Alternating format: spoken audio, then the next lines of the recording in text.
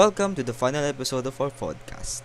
Ngayon, i-reflect namin kung ano meaning na pagsusorb sa Diyos or kay Lord.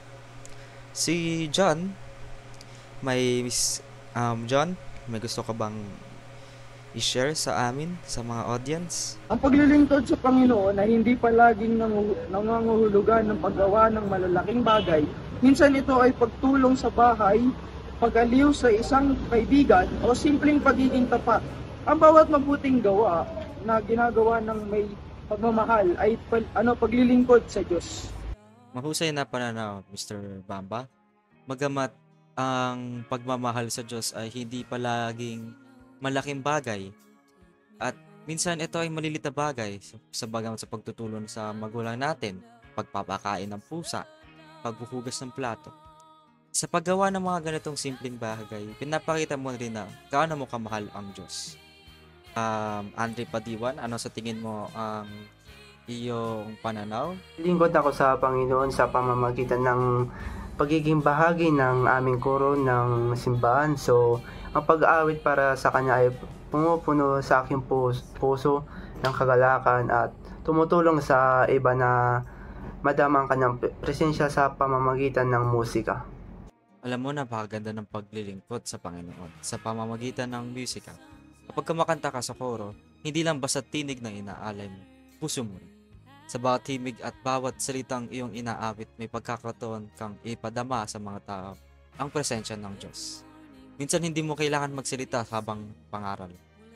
Sapagkat sa isang awitin na puno ng damdamin, nararamdaman ng mga nakikinig ang pag-ibig, kapayapaan at pag-asa na nagmula sa Kanya para nagiging daluyan ka ng biyaya, isang instrumento ng Kanyang kabutihan. Migs, ano sa tingin mo ang iyong opinion na maaari mong i-share sa amin? Naglilingkod ako sa pamamagitan ng pagtulong sa mga programa, sa pakikipag-ugnayan sa mga komunidad, ganun. Ang pagbabahagi ng oras at pagsisikap para sa mga nangangailangan. Tapos ano ba? Ayun, yun nagpapaalala sa akin na ng pananampalataya ay nabubuhay sa pamamagitan ng pagkilos. Yun lang. Napakaganda ng paglilingkod sa Panginoon sa pamamagitan ng pagtulong sa kapwa. Kapag nakikibahagi ka sa mga programa ng simbahan o sa mga gawain pang-komunidad, hindi lang basta oras at lakas ang binibigay mo, puso mo rin. Sa bawat simpleng pagtulong, sa bawat ngiti o kamay na inaabot mo, naroon ang presensya ng Diyos na kumikilos sa pamamagitan. Ikaw naman, Hans Cabanza, ano ang maaaring gusto mong i-share sa amin? Maaring wala pa akong masyadong nagagawa, pero plano kong maglingkod ng higit pa sa pamamagitan ng pagsali sa grupo ng mga kabataan sa ating parokya. Gusto kong ma-inspire ang iba na mas mapalapit sa Diyos, lalo na sa mga kabataan.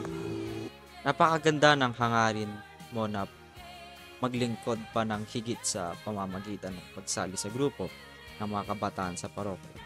Minsan, kahit pakiramdam natin ay maliit pa lang ang ating nagawa, malaga ring tandaan na ang bawat simula ay mahalaga sa mata ng Diyos. Ang desisyong maglingkod ay unang hakbang na patungo sa mas malalim na ugnayan sa Kanya. At sa pagsali mo sa youth ministry, nagiging inspirasyon ka na agad. Hindi lang sa iyong mga kaibigan, kundi sa lahat ng mga kabataang makikita ng iyong halimbawa. Kaya sana magkaroon ka ng lakas ng loob na makatulong o makasali sa mga youth ministry. Sean, ano sa tingin mo may share mo dito? Ang paglilingkod sa Diyos ay nagbibigay ng layunin sa aking buhay. Ito ang paraan ko sa pagsabi ng salamat sa lahat ng ginagawa niya. Plano kong magpatuloy sa paglilingkod sa pamamagitan ng pamumuhay ng may habag at pagpapakumbaba saan man ako mapunta. Napakalalim ng kahulugan ng paglilingkod sa Diyos kapag ito ay nagmumula sa pusong puno ng pagpapasalamat.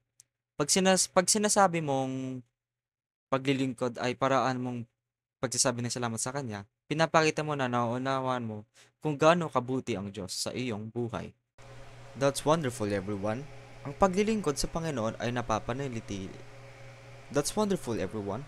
Ang paglilingkod sa Panginoon ay nagpapanatili sa ating pananampalataya at tinutulungan tayong maging si instrumento ng kanyang pag-ibig.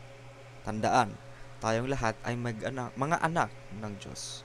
Tinawag upang makilala, mahalin at paglingkuran siya.